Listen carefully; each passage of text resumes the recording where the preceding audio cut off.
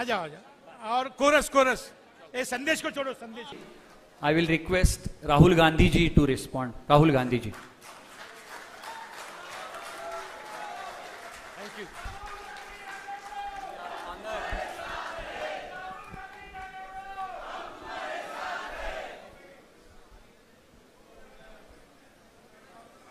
Tushar ji, Yogendra Yadav ji, stage पे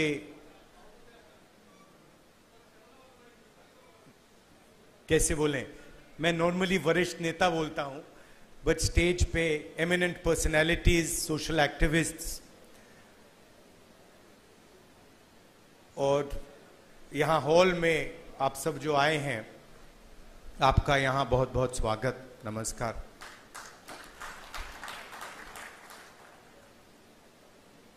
मैं आपसे 2-3 चीजें कहना चाहता हूं। पहली चीज यात्रा के बारे में, और जो मेरा अब पिछले 1.5 साल का जो एक्सपीरियंस रहा है। पिछले साल हम भारत जोड़ो यात्रा पे निकले, 4000 किलोमीटर चले, कन्याकुमारी से कश्मीर, और हम सबको,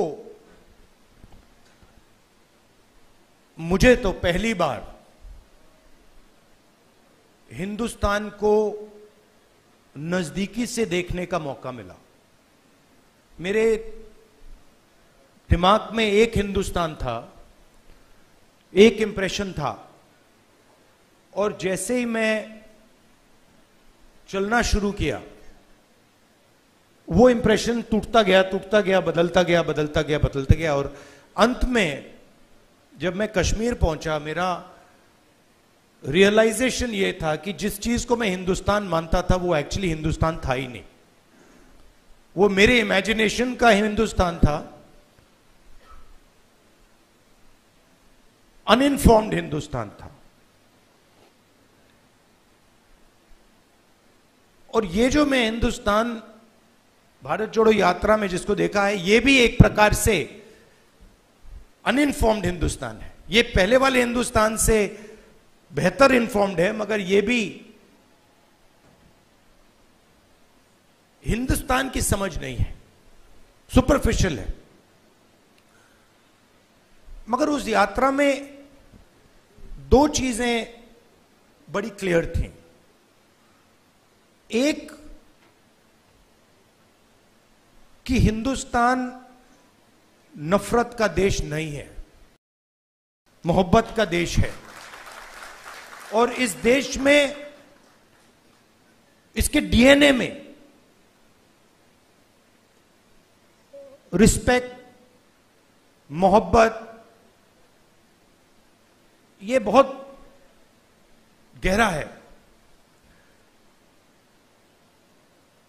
तो चलते चलते मेरे दिमाग में यह सवाल आना शुरू हुआ कि अगर यह नफरत का देश नहीं है, यह पहला देश है जिसने इंडिपेंडेंस की लड़ाई मोहब्बत से लड़ी, और कोई देश है ही नहीं। मतलब कहते हैं कि civil rights movement, Gandhi ji की फिलॉसफी, उसने गांधी जी की फिलॉसफी का प्रयोग किया, मगर जो उनको डायरेक्शन किसने दिया? उनको डायरेक्शन गांधी जी ने दिया, हिंदुस्तान ने दिया। साउथ अफ्रीका में मैं गया था, मंडेला जी ने मुझे यही कहा कि हमें जो औजार दिए गए, हमारी फ्रीडम स्ट्रगल के जो औजार दिए गए, वो अफ्रीका के औजार नहीं थे, वो आपके औजार थे, हिंदुस्तान के औजार थे, और वो औजार हमें गांधी जी ने दिए।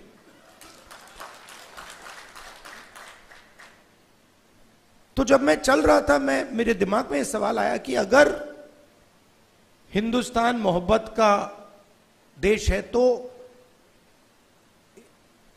इसमें नफरत क्यों फैल रही है? क्योंकि इतना आसान नहीं होना चाहिए नफरत को फैलाना। हम कहते हैं बीजेपी नफरत फैलाती है, बट कोई ना कोई फाउंडेशन तो होगा, कोई ना कोई बेसिस तो होगी इस नफरत की। तो ये सवाल मेरे दिमाग में था, और आस्ते आस्ते मुझे बात समझ आने लगी कि नफरत का कारण अन्याय है, कि ये देश में गरीबों के साथ, किसानों के साथ, दलितों के साथ, महिलाओं के साथ, युवाओं के साथ, सबके साथ हर रोज अन्याय होता रहता है। 2-3% लोग हैं इस देश में जिनको न्याय का एक्सेस मिलता है। 2-3%, ज्यादा से ज्यादा 5% लोग हैं। उनके लिए कोर्ट्स काम करते हैं, उनके लिए सरकार काम करती है, सारी इंस्टीट्यूशंस में उनके लिए जगह है। बट अगर हम 90% लोगों को देखें, उनके साथ 24 घंटा अन्याय हो रहा है। 16 लाख करोड़ रुपए 20-25 लोगों का कर्जा माफ हुआ। जीएसटी का पैसा है, जनता का पैसा है, किसानों का पैसा है, मगर किसानों का 1 रुपया माफ नहीं होता है। और मैंने सरकार के अंदर से देखा है, जब हमने किसान कर्जा माफी की बात उठाई, जब हम सरकार में थे, तो रिस्पॉन्स मिला कि ये ठीक नहीं है, इससे किसान आलसी हो जाएगा।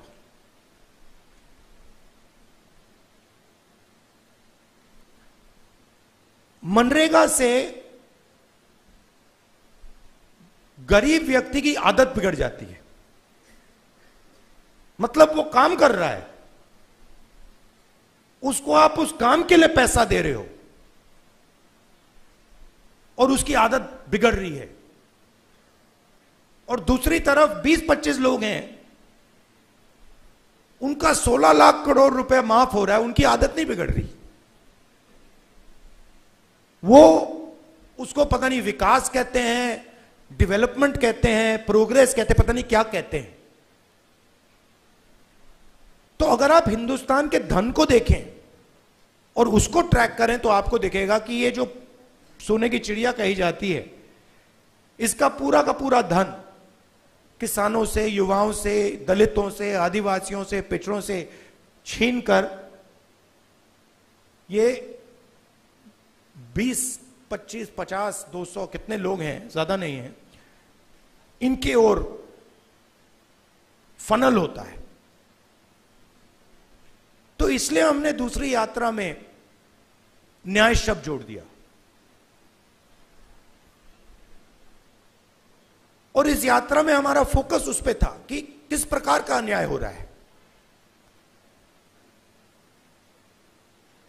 और हर कदम पे स्टूडेंट्स के पेपर लीक हो रहे हैं, किसान को एमएसपी नहीं मिल रही, मजदूर को मिनिमम वेज नहीं मिल रही, छोटे व्यापारियों को जीएसटी से दबाया जा रहा है। मतलब हर स्टेप पे, हर कदम पे लोग आ रहे थे, कह रहे थे हमारे साथ ये हो रहा है। मगर कंबाइंड कॉन्शियसनेस नहीं है। एक व्यक्ति कह रहा है मेरे साथ अन्याय हो रहा है। मेरे पास छोटे व्यापारी आए गुजरात में, उन्होंने कहा कि जीएसटी से, नोटबंदी से हमें बहुत चोट लगी। मगर उसी डिस्कशन में जो किसान के साथ हो रहा है वो उनको दिख नहीं रहा है, वो देख ही नहीं पा रहे हैं। तो मेरे खिलाफ जो अन्याय हो रहा है वो मुझे दिख रहा है, मगर मेरे भाई के साथ जो हो रहा है मुझे दिख नहीं रहा है।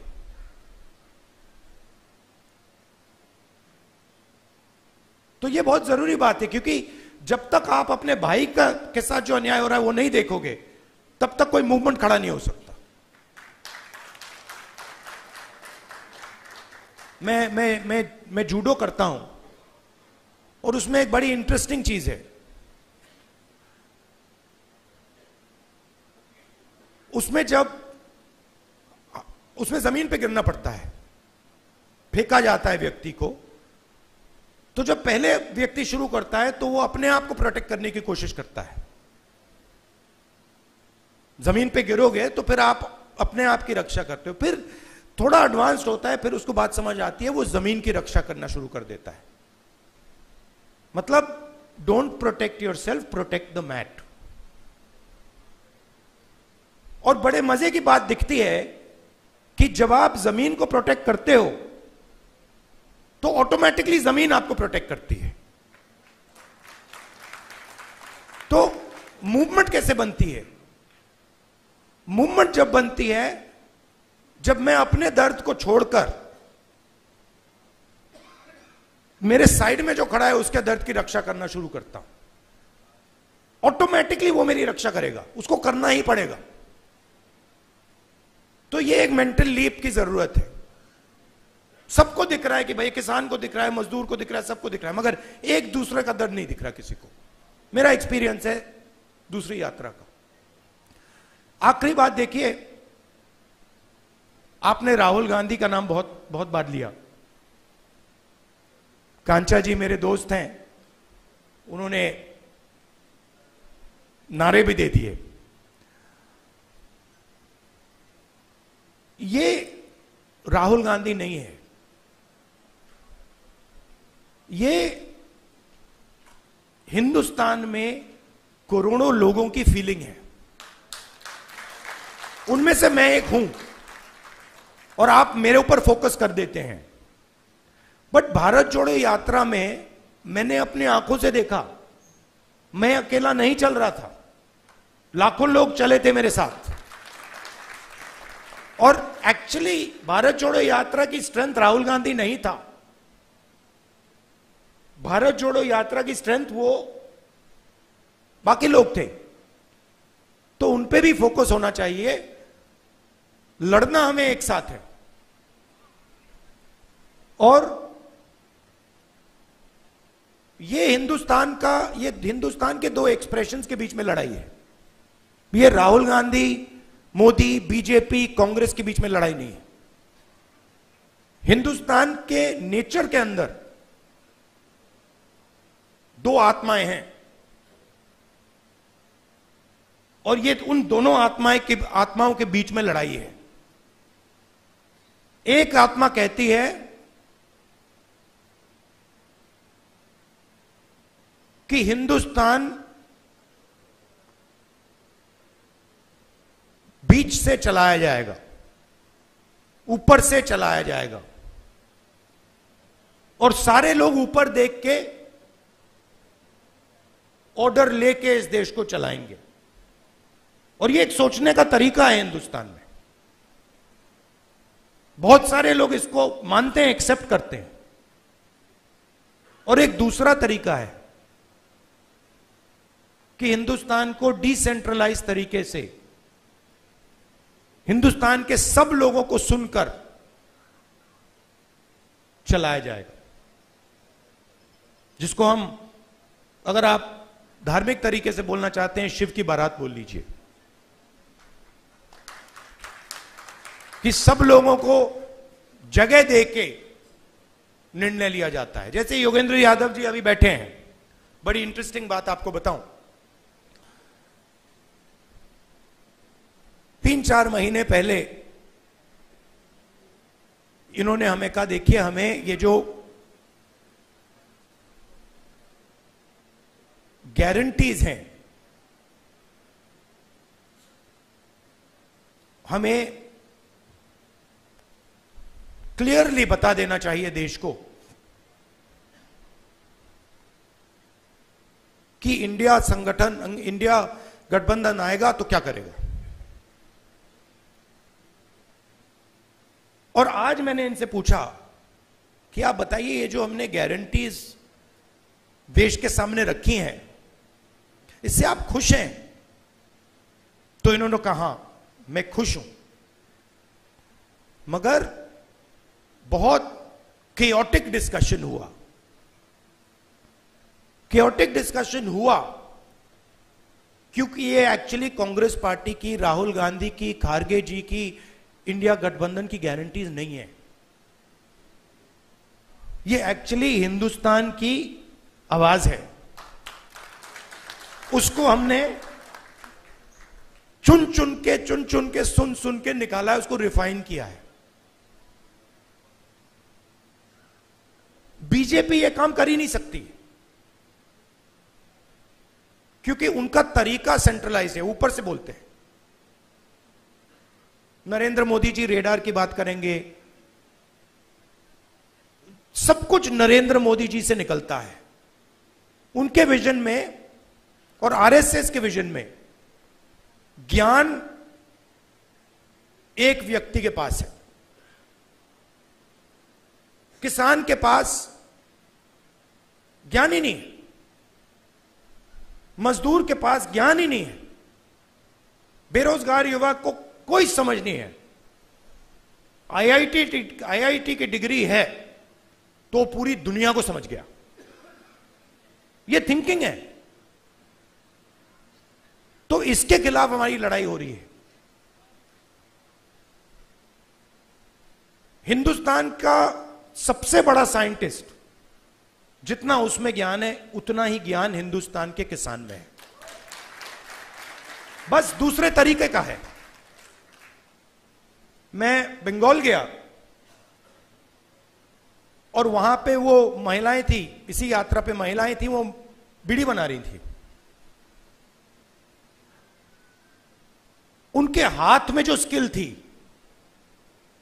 बीड़ी बनाती थी वो, उनके हाथ में जो स्किल थी मैंने अपनी जिंदगी में कभी पहले नहीं देखी। मैंने ट्राई किया, मतलब एक बीड़ी मतलब मैंने रोल करने की कोशिश की, नहीं हो रही थी मुझसे। तो वो सालों का, मतलब सालों की स्किल है वो, और उसका इस देश में कोई आदर नहीं हो रहा। उस महिला को आप फाइनेंशियल सपोर्ट दीजिए, उसकी मदद कीजिए, मेक इन इंडिया उससे करवाइए और फिर देखिए क्या मजा आता है। तो ये दो अलग तरीके की सोच की लड़ाई है। इसमें हम सब एक साथ लड़ रहे हैं। बहुत अच्छा लग रहा है और घबराने की कोई जरूरत नहीं है। ये आप मत सोचिए कि बीजेपी आ गई, कॉन्स्टिट्यूशन को खत्म कर देंगे, ये कर देंगे, कुछ नहीं, इनमें इतना दम नहीं है, ये नहीं कर सकते। ये इन्होंने मीडिया को कैप्चर कर रखा है, ये आवाज बहुत करते हैं, मगर सच्चाई और हिंदुस्तान हमारे साइड है। धन्यवाद। अगर अभी तक आपने हमारा चैनल सब्सक्राइब नहीं किया तो अभी सब्सक्राइब करें और बेल आइकन को क्लिक करके हमारी लेटेस्ट खबरों से रहे अपडेट।